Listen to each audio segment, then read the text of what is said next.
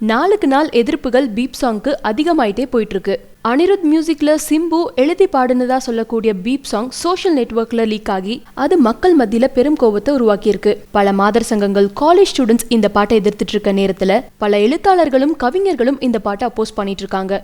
கவிஞர் தாமரைக்கு beep song பத்தி கேட்கும்போது, ஸ்கூல்லயே டீச்சர்ஸ் குடிக்கிறாங்க, ஹெட் மாஸ்டர்ஸ் ஸ்டூடெண்ட்ஸை செக்ஷுவல் அபியூஸ் பண்றாங்க, உங்க சாமியாருங்க ரேப் பண்றாங்க, உங்க கவர்மெண்டே சாராயம் விக்குது, உங்க டெலிவிஷன் தப்பு பண்ண சொல்லி தருது, உங்க பாலிட்டிஷியன்ஸ் கண்ணாம்பூச்சி ஆடுறாங்க, 49 ஓக்கு ஓட்டு போட்டுட்டு அதே பொலிட்டீஷியன் தன்னோட மனைவியை ஒதுக்கி வச்சுட்டு சின்ன பொண்ணோட சுத்துறாங்க, உங்க பேரண்ட்ஸ் உங்களை பணத்துக்கு பின்னாடி ஓட சொல்றாங்க. இப்படி எல்லாமே அசிங்கமா இருக்கிற சமுதாயத்துல சினிமால மட்டும் என்ன எதிர்பார்க்க முடியும்?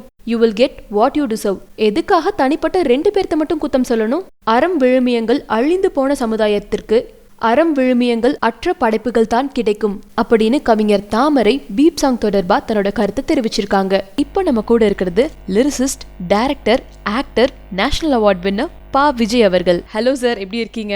வணக்கம், நல்லா இருக்கேன், நான் நல்லா இருக்கேன். ஸோ இந்த பீப் சாங்க்கு வரும்போது சார், உங்களோட கருத்துக்களை நான் படித்தேன். இந்த மாதிரி சாங்ஸ் இனிமேல் வரக்கூடாதுன்னு, இதை தொடர்ந்து எதிர்க்கணும் அப்படின்னு சொல்லியிருக்கீங்க. கண்டிப்பா. பாடலை கேட்ட உடனே உங்களோட ரியாக்ஷன் என்னவா இருந்துச்சு சார்? முதல் ரியாக்ஷன்? நிச்சயமா எனக்கு ரொம்ப கோபம் வந்தது.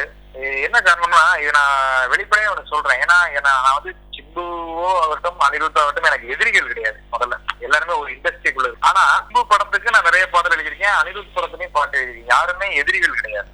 அதை முதல்ல ஒரு தெளிவா இந்த இடத்துல நான் இந்தியா கிளிட்ஸ் மூலமா சொல்லிக்க விரும்புறேன். ஆனாலும் இந்த பாடல் யாரு பண்ணியிருந்தாலுமே இந்த பாட்டு எதிர்ப்புக்குள்ளாக வேண்டிய பாட்டு தான். அதுவும் குறிப்பா பாத்தீங்கன்னா, ஏதாவது ஒரு குழந்தை உதட்டுல போய் இந்த பாட்டு உட்காந்துருச்சுன்னு வச்சீங்களேன், அதை விட ஒரு அசிங்கமான ஒரு சமூகத்தை நாம பார்க்கவே முடியாது. ஆனா இன்னைக்கு வந்து நான் அந்த பயமும் அந்த சமூகத்தின் மேல இருந்த ஒரு அக்கறையும் இந்த பாட்டின் மேல எனக்கு ஒரு இனம் புரியாத ஒரு கோபத்தை ஏற்படுத்துச்சு. அது தகுந்த மாதிரியே எங்கு பார்த்தாலும் மாதர் சங்கங்களும் இன்னைக்கு வந்து மாணவர்கள் அமைப்புகளும் கூட இந்த பாடலை எதிர்த்து தங்களுடைய போராட்டங்களையும் குரலையும் ரொம்ப வலிமையா இன்னைக்கு முன்னெடுத்து வச்சுட்டு இருக்காங்க போது ரொம்ப நம்பிக்கையா இருக்கு. அதாவது இது மாதிரியா நிச்சயமா இனிமே இப்படி ஒரு முயற்சி வெளிவராது. இது ரொம்ப வலிமையான போராட்டமா இது மாறி இருக்கு. அதனால இது கண்டிப்பா இந்த மாதிரியான முயற்சிகள் வெளிவராது அப்படின்னு ஒரு நம்பிக்கை எனக்கு ஏற்படும். Super sir. இது வந்து பர்பஸ்ஃபுல்லா வெளியிட்ட பாடல் அப்படின்னு நீங்க நினைக்கிறீங்களா? ஏன்னா அது வந்து பக்காவா கம்போஸ் பண்ண ஒரு பாடல், ஒரு பக்கா பேக்கேஜா ரிலீஸ் ஆயிருக்கு. ஸோ இது வந்து தெரியாம ரிலீஸ் பண்ணிட்டாங்க அப்படிங்கிறது எந்த அளவுக்கு உண்மை நீங்க பர்சனலா ஃபீல் பண்றீங்க? அதுதான் ஒரு பெரிய குழப்பமாவே இருக்கு. ஏன்னா ஒரு 3 நாளைக்கு முன்னாடி வந்து இது ஒரு 150 பாட்டு நாங்க பண்ணணும், அதுல ஒரு பாட்டு போன்ல இருந்து திருடு போயிடுச்சு அப்படின்னு சொல்லி ஒரு தகவல், ஒரு செய்தி வெளிவந்தது. அதுக்கப்புறம் பார்த்தா இது வந்து என்னுடைய பர்சனலுக்காக நான் பண்ணிக்கிட்ட பாட்டு அப்படின்னு ஒரு செய்தி சொல்லியிருந்தாரு. அப்புறம் இப்ப நாம அந்த பாட்டுக்கு எங்களுக்கு சம்பந்தமே இல்லை அப்படின்னு ஒரு தகவல். இப்பதான் ட்விட்டர்ல படிச்சேன், இது அனிருத் வந்து இசையமைக்கலன்னு சொன்னதுக்கு இல்ல அவர் தான் இசையமைச்சார்னு சிம்பு சொல்லியிருக்காரு. இப்படி முரணான தகவல்களாகவே இந்த சர்ச்சை நீண்டு கொண்டு இருக்கிறது. அதனால இதுல என்னதான் நடந்தது, யாருதான் வெளியிட்டாங்க, இல்ல உண்மையிலேயே அவங்களுக்கு தெரியாம அவங்க பாட்டு வெளியாயிடுச்சா, இல்ல இது அவங்க பாட்டே இல்லையா, ஒண்ணுமே எனக்கே வந்து இப்போ புரியாத விஷயமா இருக்கு. ஏன்னா எப்படியா இருந்தாலும் இது யாருடைய பாட்டுங்கிறதே என்னுடைய கேள்வி இல்லை. இது வந்து அவர்கள் பண்ணின பாட்டா இருந்தாலும் சரி, இல்ல அவங்க சொல்ற மாதிரி யாரோ ஒரு பண்ணின பாட்டா இருந்தாலும் அதை கண்டுபிடிக்கணும். யார் அப்படி ஒரு கயவன், யாரு இவங்க பேரை யூஸ் பண்ணி யார் அவன் வந்து அப்படி ஒரு அசிங்கத்தை பண்றது, அவனை கண்டு. ஏன்னா இன்னைக்கு இருக்கிற சைபர் கிரைம் வந்து அவ்வளவு நுட்பமான டெக்னிக்கல் நம்ம கிட்ட இருக்கு. ரொம்ப எளிதா அந்த ஆட்களை கண்டுபிடிச்சிட முடியும். அட்லீஸ்ட் அது அவங்களையாவது இப்ப இவங்க கண்டுபிடிக்கிறதுக்கு முன் வரணும். ஏதோ ஒரு வகை விதத்துல இதுக்கு ஒரு தீர்வு உண்டாகணும் அப்படிங்கறதான் என்னுடைய நோக்கமா இருந்துச்சு. ஆனா இதுல எனக்கு சின்ன வருத்தமும் கூட இருக்கு. அதே நான் இங்க வெளிப்படுத்தணும்னு நான் விரும்புறேன். இந்த பாடலை பற்றி நான் என்னுடைய எதிர்ப்புணர்வை வெளிப்படுத்தினதுக்காக எனக்கு ஒரு 60 இருந்து 70 தொலைபேசிகள் எனக்கு வந்துட்டே இருக்கு. இப்போ உங்க போனை கூட நான் எடுக்க முடியாம ரொம்ப நேரம் எடுத்தது கூட அதான் காரணம்.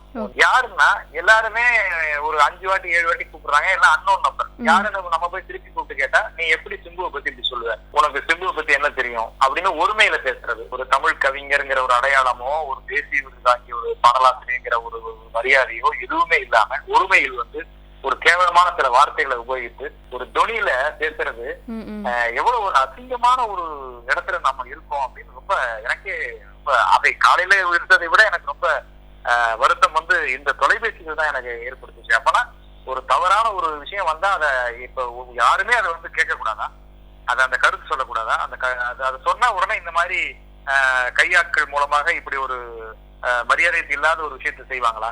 ஸோ இந்த மாதிரியான ஃபோன் கால்ஸ் இப்போ உங்களுக்கு ரீசெண்டாக வந்துட்டு இருக்கு. இந்த உங்களோட கருத்து இருக்கு. நான் என்ன பண்ணிருக்கேன்னா, நான் இப்போ சமீபத்துல என் இதுல ஒரு சாஃப்ட்வேர் இன்ஸ்டால் பண்ணி என்னோட போனுக்கு வர எல்லா கார்டும் ரெக்கார்ட் பண்ணுவேன். இது எவ்வளவுதான் வருதுன்னு நான் பாக்குறேன். இன்னும் நாளை வரைக்கும் பார்த்துட்டு இது கிளீனா இது எல்லாத்தையுமே ட்ரேஸ் பண்ணி கொண்டு போய் என்னோட எஃபி, ட்விட்டர்ல இதுலயும் போடுறாங்க. இது ஒரு திட்டமிட்ட வேலையா செய்யறது தானே. ஒரு 2 பேர் சேர்ந்து ஒரு 30 பேர் பேர்ல போட முடியாதானே.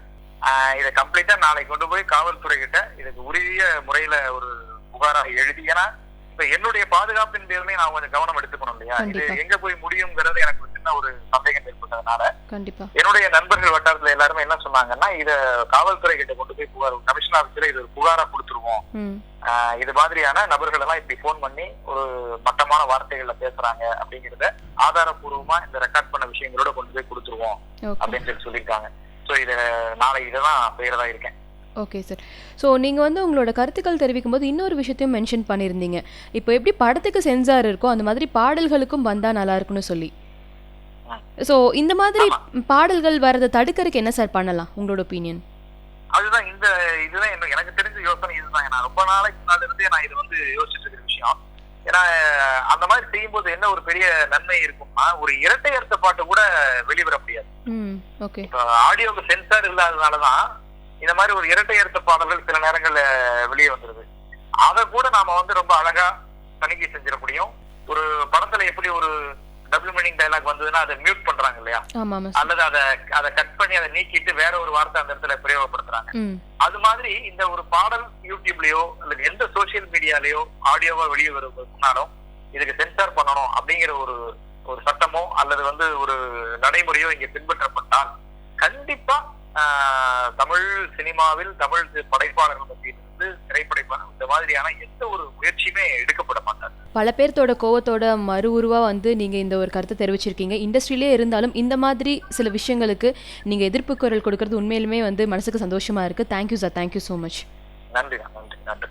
இவரை தொடர்ந்து அடுத்ததா பாடலாசிரியர் ஸ்நேகனும் நம்மோடு இருக்காரு. இந்த பாட்டை முதல்ல கேட்கும் போது என்ன மாதிரியான ஒரு ஃபீல் இருந்துச்சு சார்? முதல்ல ஒரு அதிர்ச்சி வந்துச்சு. ஏன்னா வந்து தமிழை வந்து இவ்வளவு இழிவாக பயன்படுத்தக்கூடிய படைப்பாளிகள் இருக்காங்களா அப்படிங்கிற ஒரு பயம் வந்துச்சு, அருவருப்பு வந்துருச்சு. சார் இப்போ விஜய் சார் அவரோட கருத்துக்களை வந்து சோஷியல் நெட்வொர்க் மூலமா தெரிவிச்சதுக்கு அவருக்கு நிறைய எதிர்ப்புகள் வந்திருக்கு. தொடர்ந்து அவருக்கு ஃபோன் கால்ஸும் ஒருமையில வந்து அவர் வந்து பேசுறாங்க.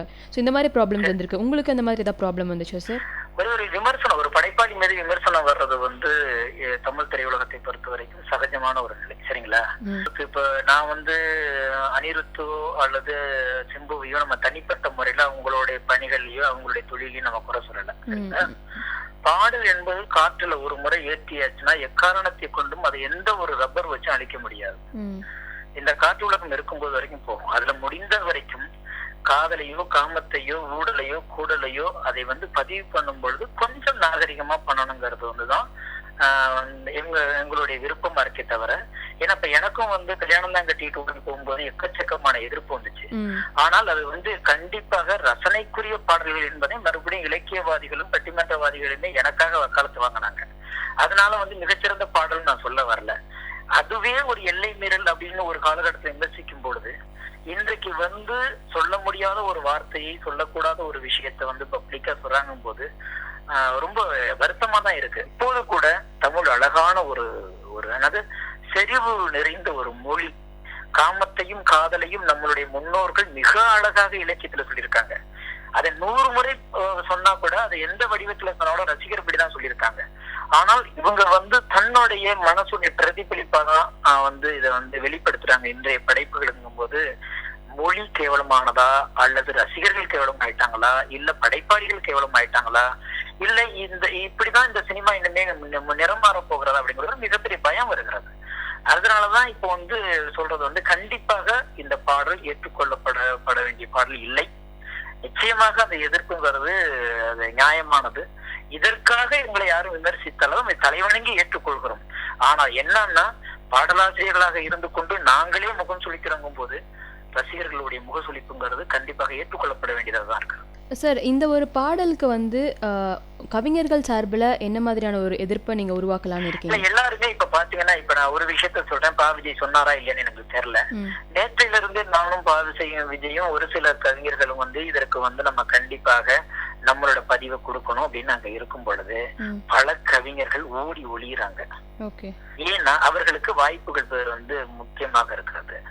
மூத்த கவிஞர்கள் இன்றைக்கு பேர் போட்ட கவிஞர்கள் சில பேர் இதை சொல்லும் போது கூட மொழிதான் சொல்றாங்களே தவிர, வளர்ந்தவர்கள் எல்லா வகையிலையும் பொருளாதாரம், பெயர், பட்டம் எல்லா வகையிலுமே வளர்ந்த கவிஞர்கள் கூட ஒரு விமர்சனத்தை வெளிப்படையாக சொல்ல பயப்படுறாங்க.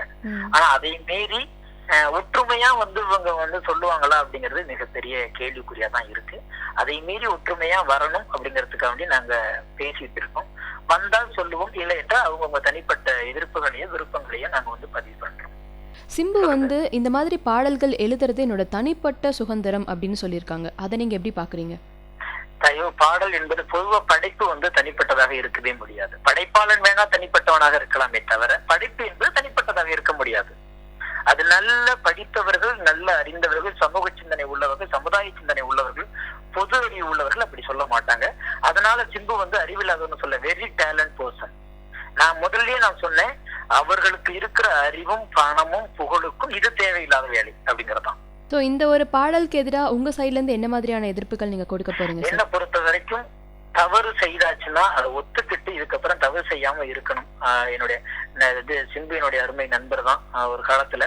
இப்பயும் வந்து அந்த நெருங்கிய பழக்கமில்லை ஒழிஞ்சு நாங்க வந்து ரொம்ப அவருடைய மன்மதன் படத்துல எல்லாம் நான் தான் பாடல்கள் எழுதினேன். ஆனா வந்து இன்னும் சொல்ல போனா நல்ல சிந்தனையாளர். எதற்காக இப்படி ஒரு வலைக்கு இவ்வளவு போய் மாட்டிக்கிட்டாரு எனக்கு தெரியல. ஏன்னா அனிருத்து கூட நான் பழகினது இல்லை, இன்ன வரைக்கும் நான் அவருக்கு எழுதினதும் இல்லை. அதனால வேண்டி நான் வந்து அவரை பற்றி இல்லை. ஆனா ஒன்றே ஒன்று மட்டும் சொல்கிறேன், மக்களுக்கு பயன்படாத எந்த படைப்பையும் மக்கள் ஏற்றுக்கொள்ளப்பட மாட்டார்கள் என்பதை அவர்கள் நினைவில் வைத்துக் கொள்ள வேண்டும். சார், கடைசியா ஒரு கேள்வி. இப்போ இந்த மாதிரியான படைப்புக்கு சிம்பு சைடில் நம்ம சிம்பு பற்றி பேசிட்டு இருக்க இதே நேரத்தில் அவரோட ரசிகர்கள் அவருக்கு ஆதரவாக சில விஷயங்கள் பண்ணுறாங்க. அதாவது இந்த மாதிரி கவிஞர்கள் வந்து மிரட்டல, கொலைகாரனுக்கும் குற்றவாளிகளுக்கும் கூட வக்காலத்து வாங்குவதற்கு இந்த நாட்டுல உரிமை இருக்கிறது. நிறைய பேர் இருக்காங்க, சரிங்களா? இங்க பெரும்பான்மை மக்களை எது பாதிக்குதோ அது தவறு அப்படிங்கறதுல வந்து நம்ம ஒரு கருத்துக்கு வந்துடணும். சிம்பு ரசிகர்களுக்கு வந்து நான் எதிரானவன் இல்ல, சிம்பு ரசிகர் எனக்கு எதிரானவன் இல்ல. சிம்புவும் சில இன்னும் அவருடைய தகப்பனார் வந்து டிஆர் வந்து அவ்வளவு பிரியமா வந்து பழகக்கூடியவர். ஒரு தவறு எங்கேயே நடந்து போயிடுச்சு, இனி அது நடக்காமல் இருப்பதற்கு என்ன வேலை செய்யணுமோ அதுதான் புத்திசாலித்தனத்தை விட நீங்கள் எப்படி சிம்ப குறை சொல்லலாம்னு சொல்லிட்டு அவங்க போர் தொடுக்கிறதும் அவர்களுக்காக வக்காலத்து வாங்கி பேசுறதும் இது வந்து எனக்கு அது வந்து சரியா படல. ஆமா, okay sir, thank you sir, thank you so much. So நியாயமான விஷயத்துக்கு கவிஞர்கள் கண்டிப்பாக குரல் கொடுப்பாங்க. தப்பா ஒரு விஷயம் நடந்தால் அதுக்கு கவிஞர்கள் கண்டிப்பாக குரல் கொடுப்பாங்கிறதுக்கு நீங்களே மிகப்பெரிய துணிச்சல்வாதி இது தெரியுங்களா? சொல்லுங்க சார். அடுத்தவங்களை மிரட்டுவது அல்ல, தன் தவறை ஒத்துக்கொள்வது. அதை முதல்ல படைப்பாளிகள் உணர வேண்டும். Super sir, thank you sir, thank you so much. நன்றி.